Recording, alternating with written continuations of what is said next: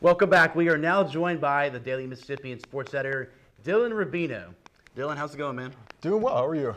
Good. Now, Dylan, let's talk about these college football playoff reactions. I mean, what was your reaction to the new top four? I mean, no surprise with Alabama #1. They've been the most consistent and best team all year. I mean, they had the hiccup against Ole Miss, but they've hit their stride ever since. Oregon, no surprise in #2. They've went through a tough schedule with the Pac-12. They won the games they were supposed to win. They had to slip up against Arizona at home, but they get revenge possibly this Friday.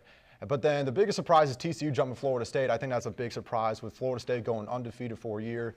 Even though Florida State has had a tough time in the ACC and slipped up in the first half, but they come back strong in the second half, seems like every single week. So it's a little surprising, but I have no problems really with the top four. Now let's talk about the Ole Miss Rebels. Ole Miss, they moved up to number 12 in those polls, started 18 when the season began. Looking back at the season, was it a success despite those close losses against LSU and Auburn? Let me ask you this. If you said that Ole Miss at the end of the season would be 9-3, would that be a success in your eyes? Yes, I would certainly take Absolutely. that. I mean, when you start 7-0, high expectations, obviously. National title hopes in Oxford haven't been here in a while.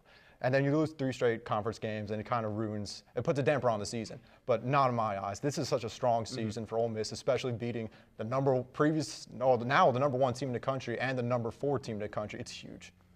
And now they're going to be playing in a big bowl game. Dylan, where do you think they'll play?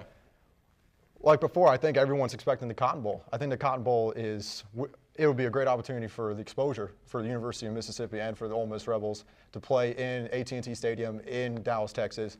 And then also the Outback Bowl in Tampa. I think the Peach Bowl would be great. But if I had to guess right now, Ole Miss will be playing in Dallas in January against one of the teams from the Big 12 that doesn't make it to the playoffs. So that would be really exciting. Can't argue with that at all, Dylan, and thanks for joining us, Dylan. Thank you. Appreciate it. Now.